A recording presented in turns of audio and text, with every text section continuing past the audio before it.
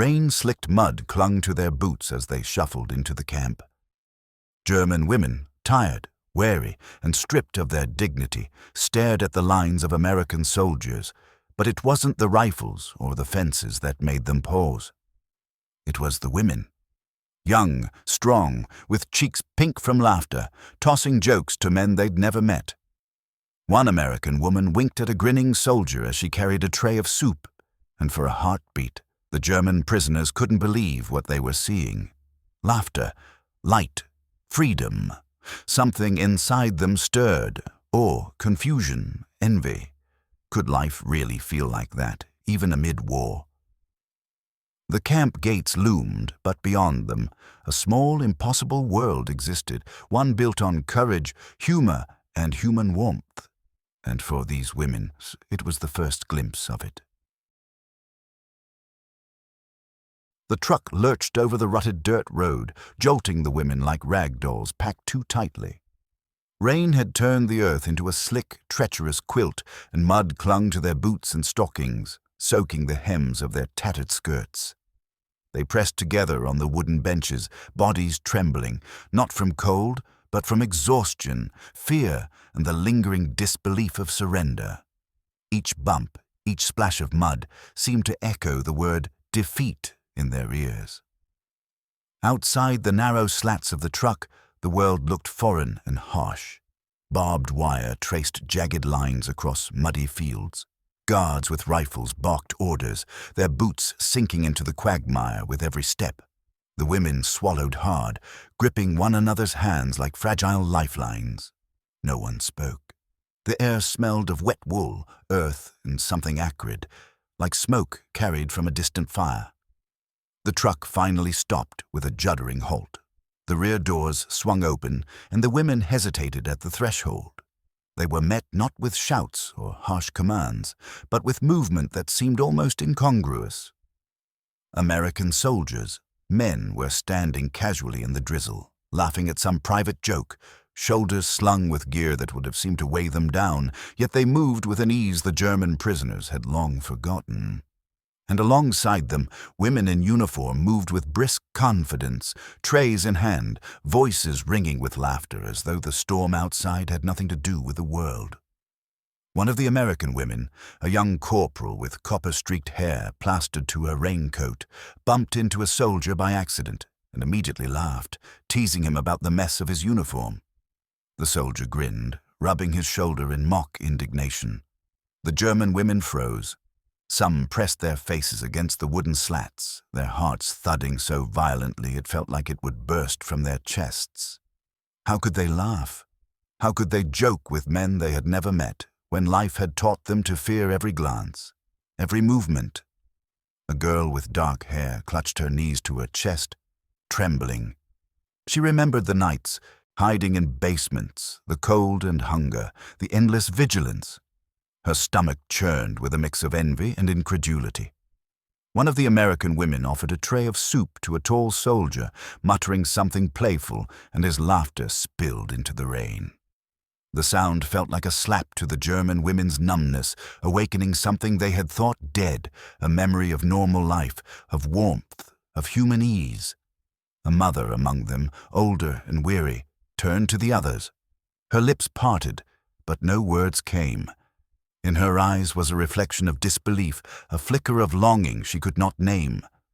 She remembered her own daughter, tucked into bed at home, and the thought of laughter, unfettered, genuine laughter, was almost unbearable in its beauty. How could life exist like this amid ruin? The women were herded forward. Boots sank into the thick mud, and the smell of wet earth and smoke clung to their hair and clothing. Yet even as they were counted and registered, they kept stealing glances at the American women. A soldier offered a hand to help a corporal over a puddle, and she tapped him lightly, teasing. The scene was mundane yet miraculous.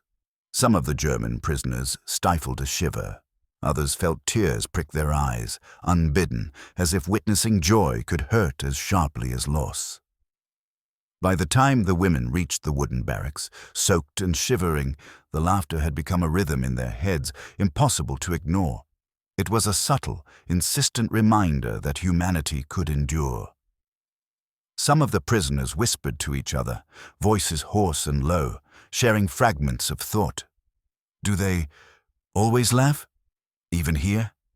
Even with us? The words were barely more than breaths, yet in them was a spark, a dangerous, tender curiosity about a world they thought had been extinguished. The camp gates closed behind them with a metallic clang that sounded final. The German women moved forward, hesitant, hearts pounding with dread and disbelief. But somewhere behind the initial shock, a faint ember glimmered, the possibility that, even amid war and surrender, laughter and light could exist stubbornly, defiantly. And for the first time in a long while, they allowed themselves to notice it. The morning air was thick with fog, damp and cold, clinging to the prisoners' hair and clothes like a second skin. The barracks smelled of wet wool, unwashed bodies, and the faint tang of fear that lingered long after the first night. A young German nurse, barely 18, sat on a narrow cot, knees pulled tight to her chest, staring at the wooden walls as if they might dissolve and reveal the world she had lost.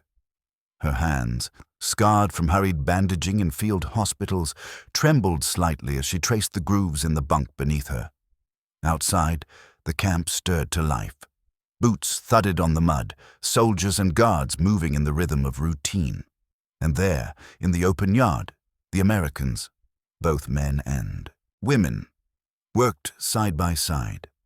A young corporal with bright eyes leaned over a tall soldier, tugging at his jacket and shaking her head, scolding him in a low, teasing voice about a crooked collar and a haircut that made him look ridiculous. The soldier chuckled, running a hand through his damp hair, and she laughed, the sound sharp and unrestrained. The nurse's breath caught. Her first thought was disbelief. This was not how enemies behaved. This was not how the world of war, harsh, brutal, unforgiving, had taught her to expect people to act. She squinted through the mist, gripping the edge of her cot. A factory worker, older, with soot-stained nails and a permanent crease of worry etched across her forehead, followed her gaze. Her lips parted in a small, incredulous smile, and then she shook her head, almost in denial. A mother in her late 20s, hair matted from rain and worry, leaned against the wall, holding her arms around herself as if to contain the storm of her own heart.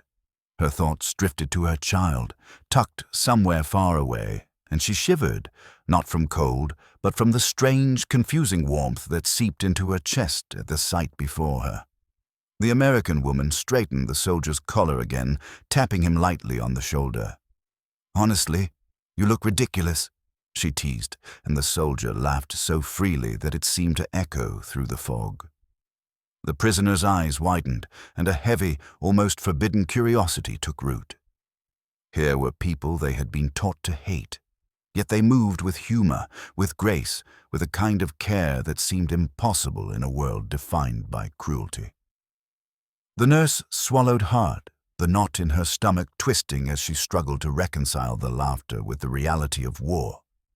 She remembered wounded men back home, the soldiers she had tended with trembling hands, and the cold, stifling efficiency of discipline. This was different. This was human. The factory worker noticed the American women sharing blankets with men shivering from the cold, offering hot coffee, smoothing a collar, brushing mud from boots, all with casual jokes and teasing remarks. It was a rhythm of care and levity, and yet it carried no pretense, no mockery, no superiority. The mother watched a pair of women carry a stretcher together, coordinating without words, one nudging the other lightly, whispering something that made them both laugh. The nurse's lips trembled as she whispered to herself, "Do they really live like that?" The factory worker leaned closer, voice barely audible. "Even with us here?" The mother's eyes glistened. "Even here?" For the first time, the German women began to notice the subtleties of humanity that war could not erase. The teasing, the laughter, the care. It was as shocking as it was beautiful. Their assumptions about enemy behavior faltered. They had come expecting rigid discipline, harsh words, suspicion, and cruelty. Instead, they saw something fragile, something defiant. Life lived fully even in the shadow of destruction. The fog lifted slowly, revealing more of the camp. Yet the prisoners barely noticed the fences or the guard towers anymore. Their attention clung to the small, impossible world of American women, alive, laughing, human. And as they watched, something in their hearts began to shift, tentative and quiet, like the first light breaking through a long, dark night. A soldier stumbled, slipping on the mud. The American woman reached out instantly, steadying him with a playful glare. He grinned, brushing off the rain, and she whispered something that made him chuckle again. The German women looked at one another, uncertain whether to laugh or cry, and in that hesitation, the first seed of understanding was planted. Enemies were human, and even in war, humanity could persist.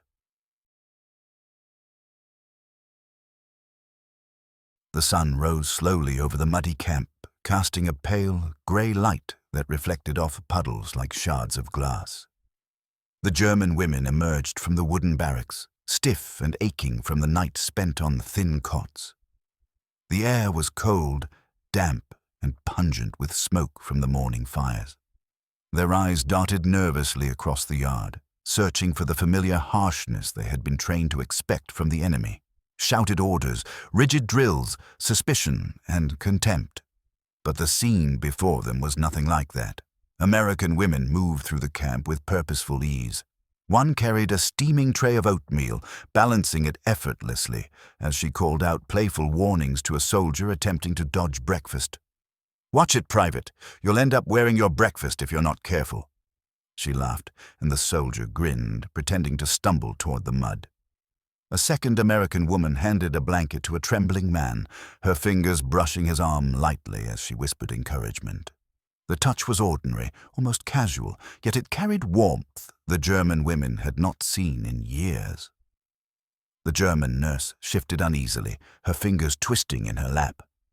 The factory worker, standing nearby, noticed her glance and followed it, seeing the subtle choreography of kindness repeated over and over. A soldier dropped his tin cup, and the American woman at his side stooped, picking it up and teasing him about his clumsiness. The nurse swallowed hard. It felt impossible, incongruous. This laughter, this ease, this care, all within the walls of a camp built for confinement and control. Breakfast ended, and the camp began its routines. The German women were herded into line, their boots squelching in the mud, yet even the order was delivered without harshness.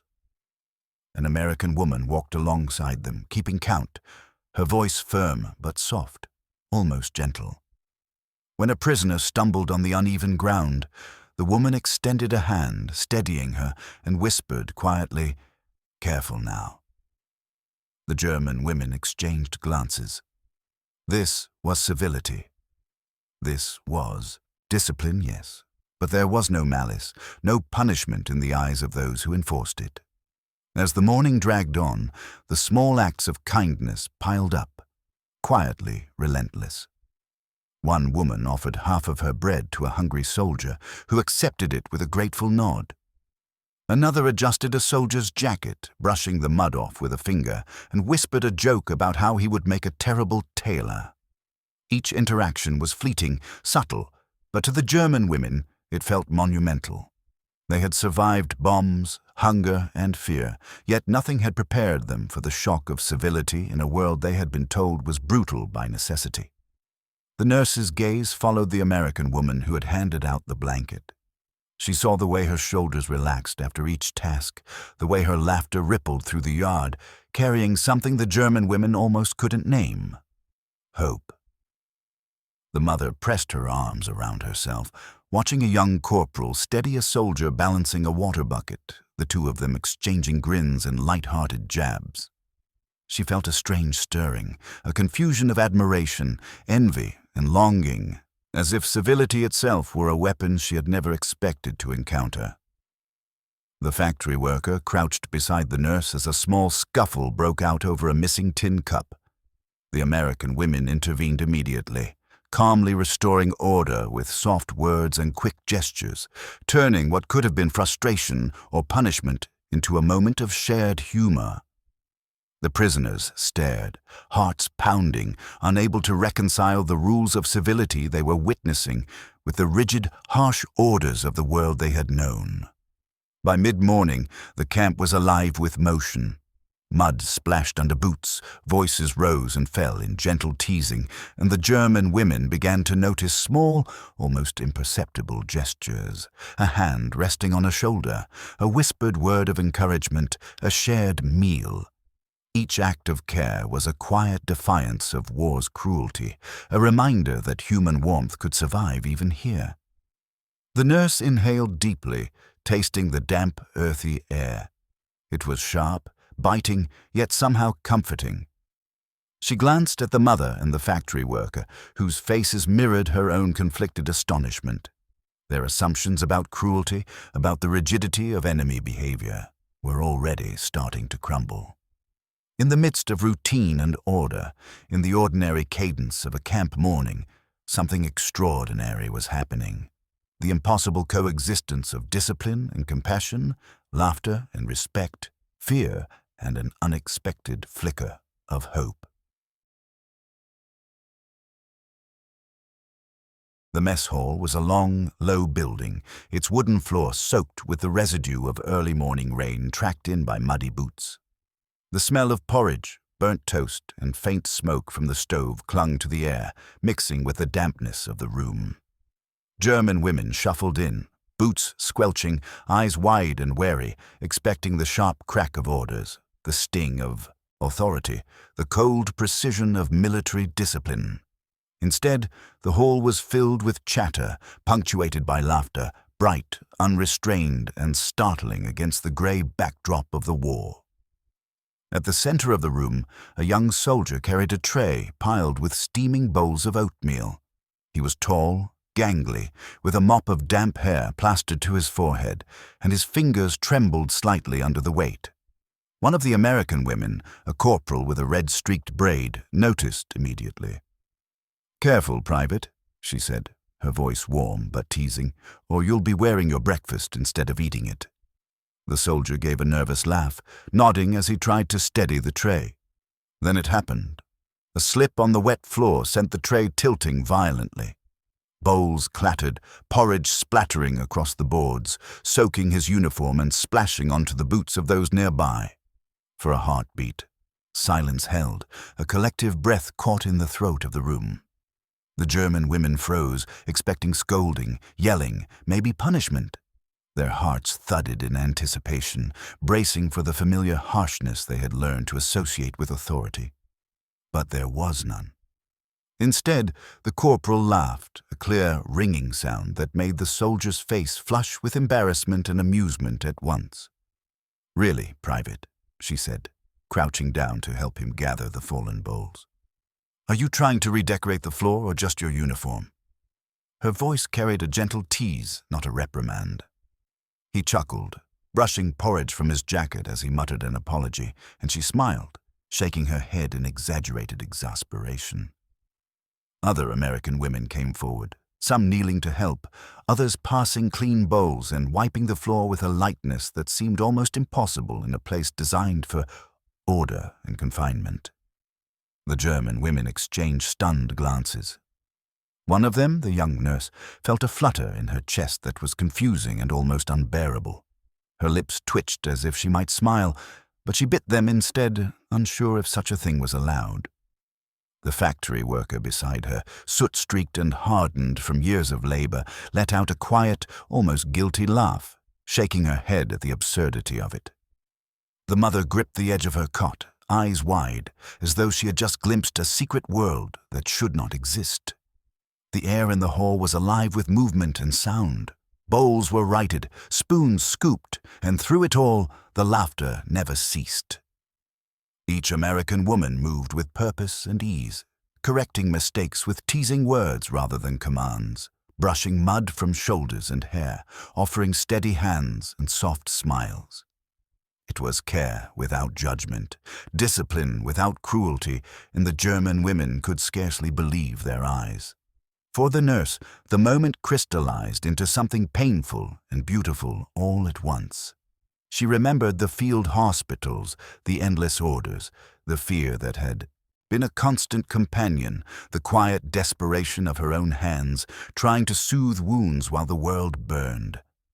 And now, here, she saw a soldier, embarrassed by a spilled tray, being treated with patience, humor, and unexpected warmth.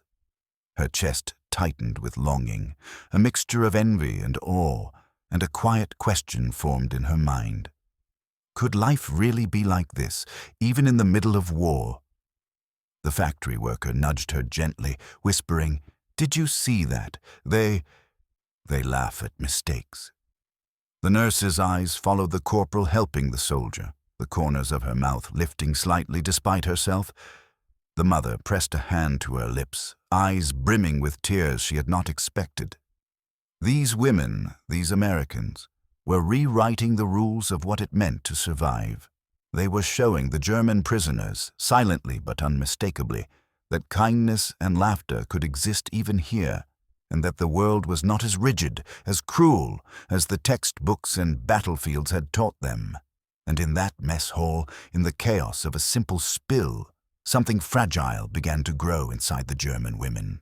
A seed of disbelief, a flicker of hope, and the first, almost forbidden understanding that even enemies could be human.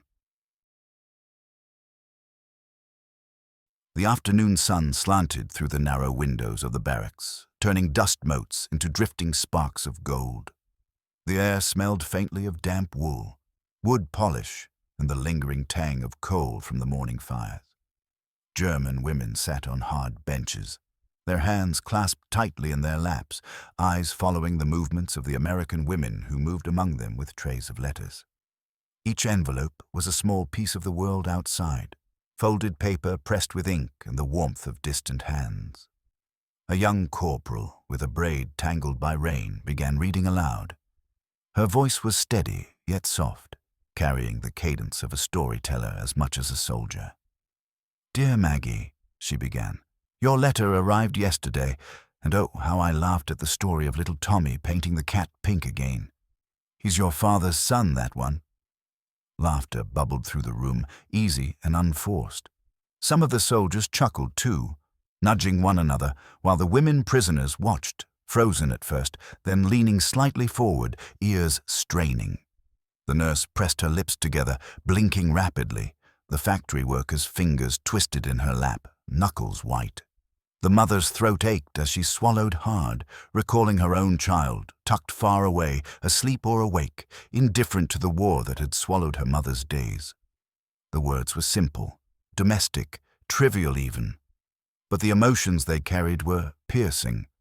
Joy, worry, longing, love, all so familiar, and yet so distant.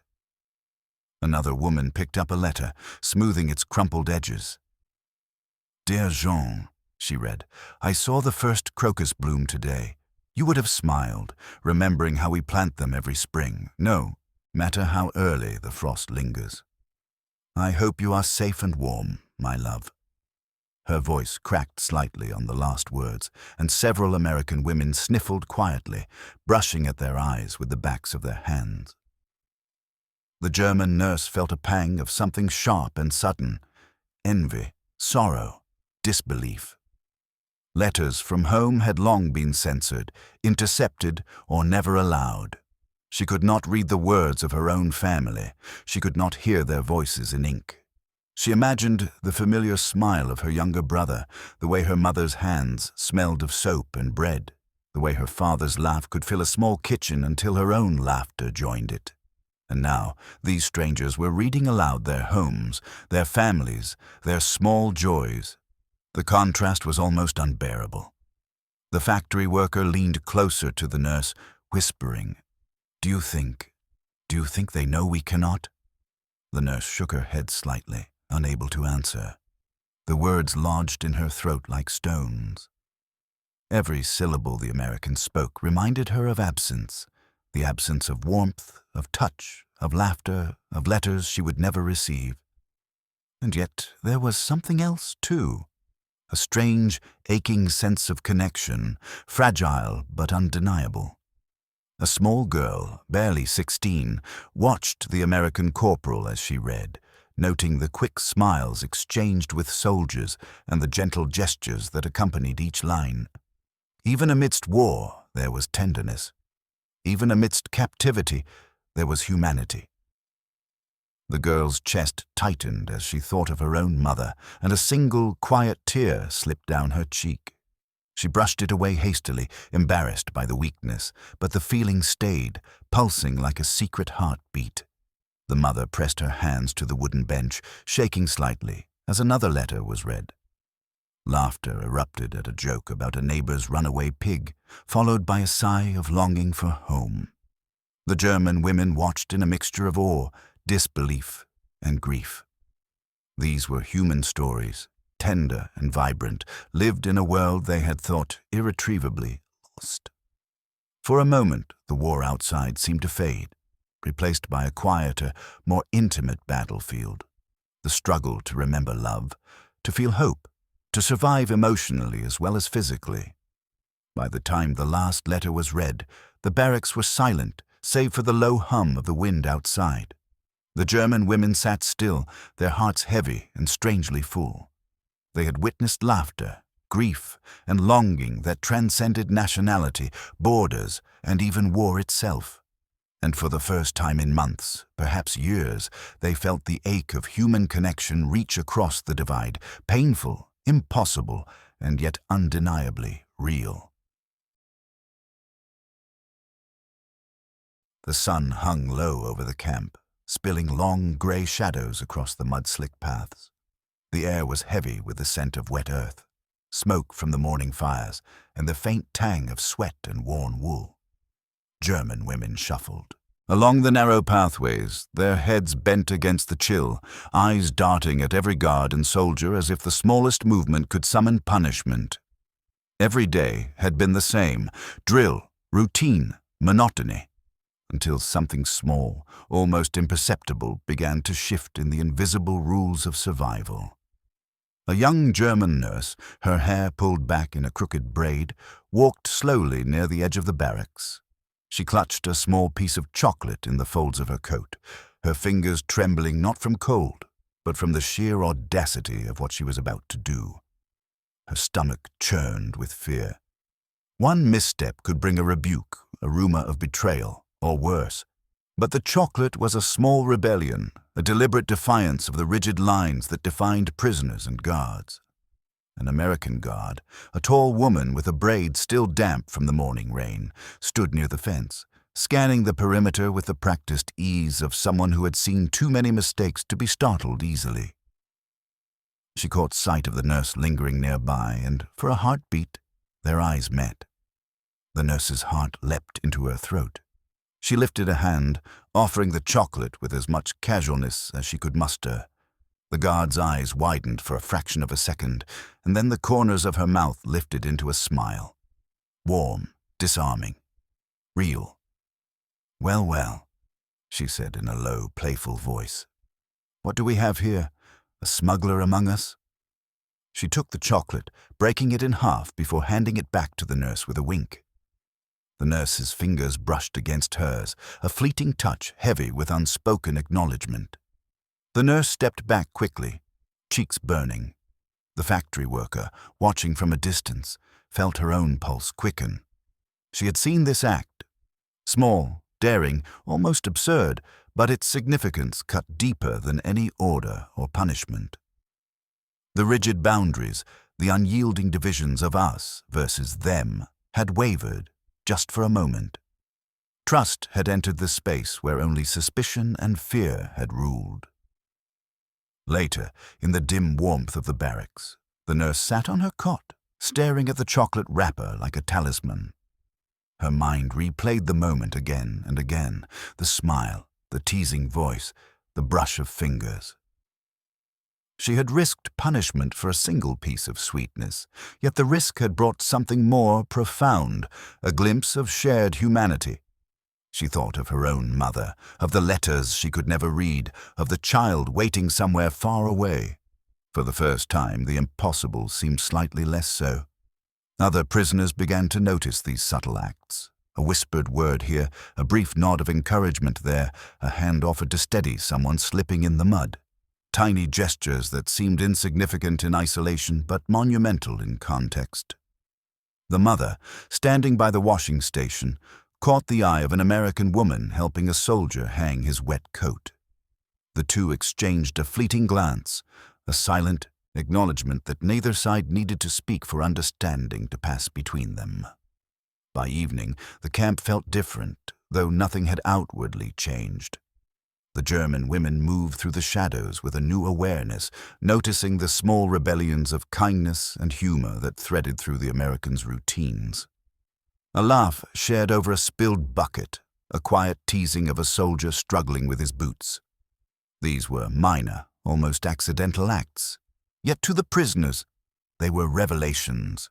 The world was not just harsh and cruel. It could also be human, flawed, and gentle. The nurse finally tucked the chocolate wrapper under her pillow, a secret relic of courage and connection. She pressed her hand to it, letting the warmth linger. In that moment, the boundaries of enemy and ally blurred, replaced by fleeting trust, mutual recognition, and the quiet, impossible knowledge that even in war, small acts of defiance could carry enormous power. The night closed in around the camp, but for the prisoners, a subtle flame had been lit, a fragile hope that perhaps humanity could survive even here.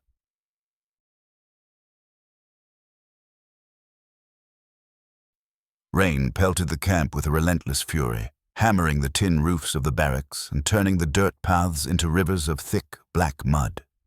Wind tore through the camp, rattling shutters and bending the skeletal trees, sending branches snapping and sliding across the sodden ground. The German women huddled together in the narrow shelter of a single barracks, shoulders pressed close, knees drawn up, arms wrapped around themselves in a futile attempt to keep the cold and the fear at bay.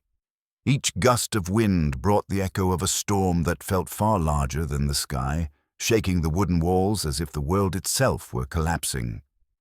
The young nurse pressed her forehead against the damp wood, listening to the unrelenting roar outside. She could hear the drip of water seeping through cracks, the slap of mud against boots, the occasional shout of a soldier struggling to keep his balance. Her chest tightened with longing, an ache that no blanket or coat could fill. She thought of her brother, of home, of the small kitchen where sunlight pooled on the wooden table, and her throat constricted as she swallowed back tears she did not dare let fall. A mother beside her wrapped her thin coat tighter, glancing at the younger girls with worry etched deep into her features. The storm seemed to magnify the absence of everything familiar. The comfort of family, the certainty of safety, the small joys of ordinary life. Each flash of lightning illuminated the room in stark, white clarity, showing haggard faces and wide, fearful eyes. The world outside had become an unkind and unyielding force, a mirror to the uncertainty that weighed on their hearts. Yet amid the howling wind and crashing rain, a small, almost imperceptible sound began to thread through the gloom. A whispered joke, light and teasing, floated from one corner of the room. The nurse turned her head, startled, and saw the American corporal crouched beside a soldier, her voice low, playful, teasing him about his muddy boots. He grinned despite the cold, despite the rain, despite the storm battering them from the outside. The words were small, nearly swallowed by the wind, yet they carried a warmth that cut through the chill. Another American woman piped up, offering a ribbing about the soldier's soaked jacket, and laughter followed. Soft, human, absurdly ordinary. The German prisoners stiffened at first, shock rooting them in place. They had expected scolding, order, harshness. Instead, they saw defiance of misery in the form of whispered jokes, shared smiles, and quiet teasing. The storm outside was relentless, yet inside the barracks, laughter, so fragile and insistent, insisted on persisting. The factory worker tucked her knees closer, trying to make herself small, but her lips twitched involuntarily as she listened. The mother pressed her palm to her mouth to stifle a laugh, feeling the first flicker of something she had not felt in months. A fragile, stubborn spark of hope. Even amid the cold and the fear, even as homesickness clawed at her chest, she realized that the capacity for joy still existed. It could survive wind, rain, mud, and war. Outside, the storm continued its relentless assault, but inside the barracks, the rhythm of voices, soft, teasing, human, persisted. Each joke, each laugh, each whispered encouragement became a lifeline. The German nurse watched, her chest tightening with a mixture of longing and awe, as the American women moved among the soldiers, steadying them, nudging them, laughing beside them as if the storm could not touch them. The tension of fear softened, not completely, but enough to let the women see that resilience was not just a concept. It was a living, breathing thing, carried in laughter, in companionship, in the quiet refusal to let darkness claim the day. The storm roared on, but slowly, imperceptibly, the silence of despair that had hung over the German prisoners began to crack. One whispered giggle turned into another, shy and uncertain. Eyes met across the room, glinting with recognition. They were witnessing life insisting itself into the world again, even in the midst of chaos. The nurse pressed her palms to her cheeks, holding back tears, and for the first time that day, allowed herself to believe that human warmth could survive here. Even in a storm, even in captivity, joy could persist. The barracks were dim, lit only by the pale gray light that filtered through the rain-streaked windows. Shadows stretched across the wooden floor, mingling with the patches of damp that had seeped through the roof during the storm. The German women sat huddled on their cots, knees pulled close, arms wrapped around themselves. The room smelled of wet wool, wood polish, and the lingering smoke from the morning fires. Silence had settled over them like a heavy blanket, but it was the kind of silence that pressed against the chest, thick with unspoken thoughts. A young nurse shifted, breaking the quiet. Her voice was barely more than a tremor. "How can they joke like that?" she whispered, glancing toward the corner where the American corporal had been reading letters aloud earlier.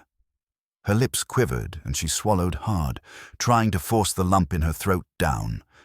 She couldn't stop the memory of laughter from piercing her mind, the warmth, the lightness, the casual defiance of everything the war had taught her to fear. The factory worker beside her leaned closer, her own voice rough from disuse. "I don't understand it either.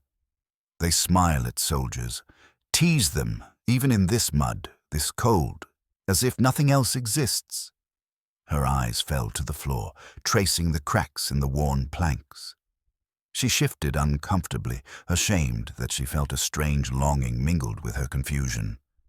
We wouldn't even dare." A mother, her hands trembling slightly, pressed her lips together and admitted in a whisper, "I cried today. I didn't even realize it at first. Watching them, laughing, joking, I wanted to join, but I couldn't. I've been so used to fear that it's all I know." She bowed her head, letting the words hang between them. There was no judgment in the room, only the fragile recognition of shared experience. The nurse felt a sudden heat in her chest, a mix of shame and admiration. Her fingers twisted in her lap as she thought of her own family, her small brother at home, the meals she would never share, the letters she would never read. The laughter, the warmth of the Americans, stirred something she had long believed dead, a tiny, stubborn pulse of hope. She dared not speak it aloud, fearing the weight of exposure, but inside, the feeling grew. One by one, the women began to speak, each confession spilling out like water from a cracked vessel. A factory worker admitted she had smiled quietly at the jokes during breakfast, though she had thought herself incapable of such frivolity. The mother whispered about a brief sense of longing so sharp it had hurt her chest. The nurse mentioned a fleeting envy at the camaraderie she had observed, the subtle human kindness that felt almost criminally impossible amidst war. The air in the barracks seemed to thicken with tension, but it was not fear alone. It was the tension of reflection, of recognition, of moral questioning. The German women had been trained to see the Americans as rigid enemies, as figures of authority and discipline. But now, faced with laughter, teasing, and care that had nothing to do with orders, they were forced to confront an unsettling truth. Their assumptions about cruelty, discipline, and humanity were incomplete. The mother finally broke the silence, voice barely above a whisper. They remind me that there's more to life than fear, that maybe we've forgotten how to be human, even to ourselves. Her words trembled in the room, carrying the weight of longing, grief, and awakening. For the first time, the nurse dared to look at the others fully, seeing their mirrored confusion, their quiet yearning, and their grudging admiration for the American women. Respect had taken root alongside self-doubt, disbelief mixed with longing, and in the dim barracks, amid the damp and the shadows, the prisoners began to understand something both terrifying and beautiful, that even in war, even in captivity, the human heart could recognize courage, warmth, and laughter, and be changed by it. The whispers continued into the night, soft and intimate, as the women shared their secret astonishment, their quiet tears, and the slow, fragile acceptance that the world outside their fear could, against all odds, be human. The barracks glowed with the flickering light of lanterns, casting dancing shadows across the worn wooden floor and rough-hewn walls. The heavy rain from the previous days had cleared, leaving the night air damp and sharp, carrying the faint scent of wet earth and smoke from distant fires.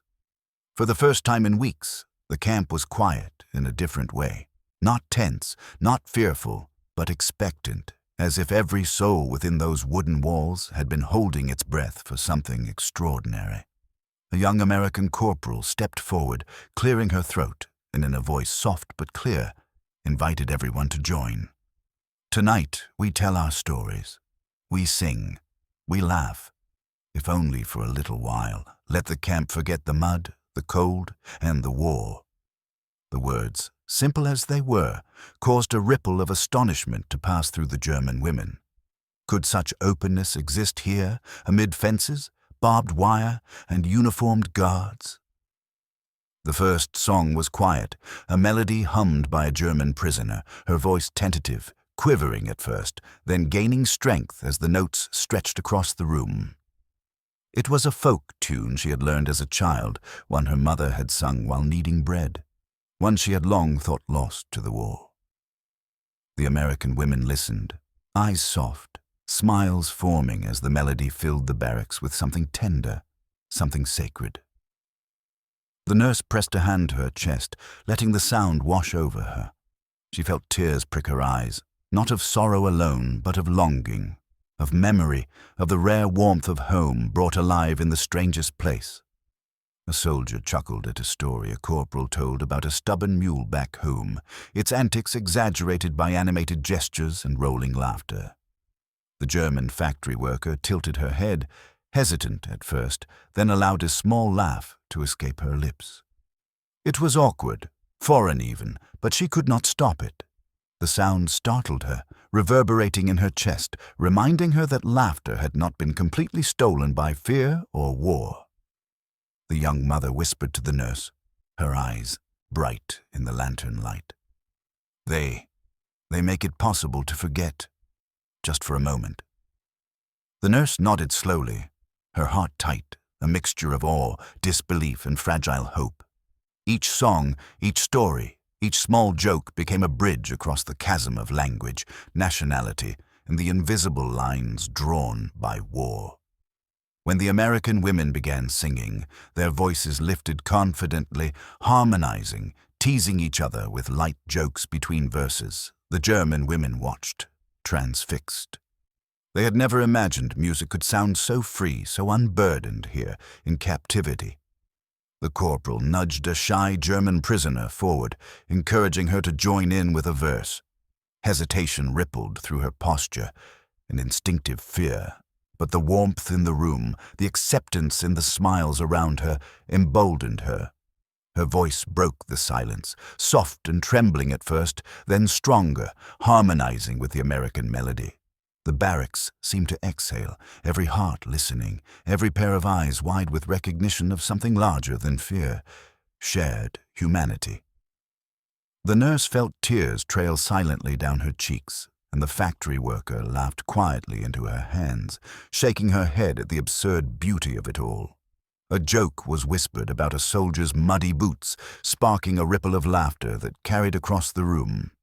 The young mother laughed openly, the sound ringing clear and warm, mingling with the music, mingling with voices she had once considered enemies. The corporal winked at her, teasing but with gentleness, and the mother felt a strange heat of hope bloom in her chest, fragile and impossible, but undeniable. By the end of the evening, the boundaries of nationality, of prisoner and guard, of fear and authority, had softened almost imperceptibly. What remained was something raw, bright and real. Laughter, music, shared stories, and a fragile sense of possibility. In the quiet aftermath, the young nurse pressed her hands together, closing her eyes, and for the first time in weeks, allowed herself to feel it fully. Hope.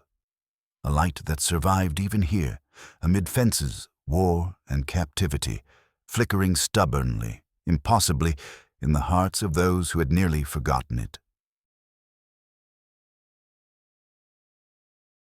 The sun rose cold and pale over the camp, filtering through a sky streaked with gray clouds. The air smelled of wet earth and smoke, the faint tang of metal and wood lingering in the corners of the barracks. The German women moved silently, gathering their meager belongings into bundles of cloth, their fingers stiff from the chill and the weight of what had become routine in months of captivity. Today, however, the routine carried a strange undercurrent. Departure. A new facility awaited them, and though the promise of movement stirred some faint hope, it also brought the familiar gnaw of fear, uncertainty, and loss. The nurse's eyes lingered on the rows of American women as they moved through the camp with quiet efficiency. They offered smiles and nods, small gestures of encouragement, and brief words of farewell. The corporal with the red braid, who had once teased a clumsy soldier about his muddy boots, now winked at the nurse and held out her hand in a fleeting, almost ceremonial goodbye. The nurse pressed her palm into it for a heartbeat, feeling warmth she would carry far beyond these fences. It was brief, yet it left an indelible mark. Proof that human kindness could survive even the harshest of walls. The factory worker adjusted the strap of her bundle, glancing at the corners of the barracks that had witnessed whispers, stolen chocolate, and the small rebellions of friendship. The memory of the stormy night, of whispered jokes and fragile laughter, still throbbed in her chest. The American women had taught them something no lesson, no punishment, no strict order could. Joy was not an enemy, and warmth could exist even amidst fear. She exhaled slowly, almost afraid to break the silence that had grown heavy with remembrance. The mother clutched her small satchel, her fingers brushing the edges of the letters she had glimpsed long ago, letters she could never truly read but had imagined endlessly. She remembered the camp talent night, the songs, the stories, the shared laughter that had threaded through her ribcage like a gentle flame. Her eyes glistened despite the chill, tears threatening to spill as she realized she would carry these fragments of humanity with her, long after the barbed wire and watchtowers faded from view. As the columns formed and the prisoners prepared to move, the nurse turned to glance once more at the American guards. They stood at the edge of the yard, upright yet relaxed, offering nods, smiles, and quiet words of parting. There was no flourish, no ceremony, only the natural warmth of recognition and care. The nurse's throat tightened. She wanted to say more, to tell them what their laughter and kindness had done, how it had cracked open hearts she had believed were long hardened. But words failed her. Instead, she bowed her head, letting the silence carry her gratitude.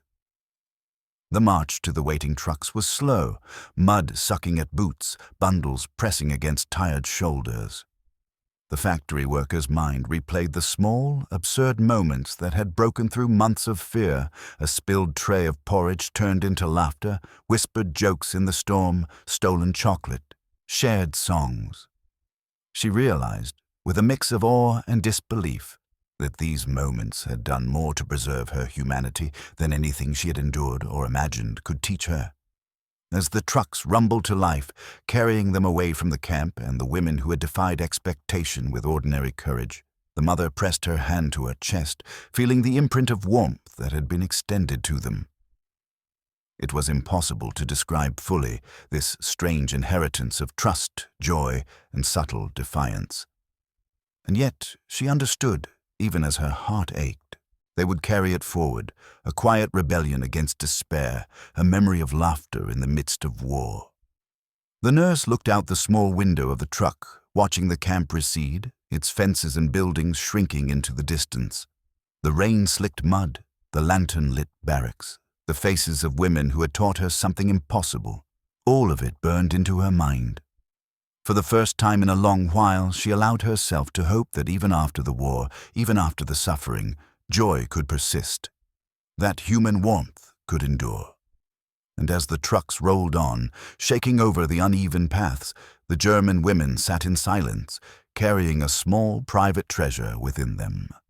The knowledge that even in war, even in captivity, life could still be tender. That laughter could pierce fear, kindness could survive suspicion, and the human heart, though battered, could take a piece of the impossible world with it and carry it forever.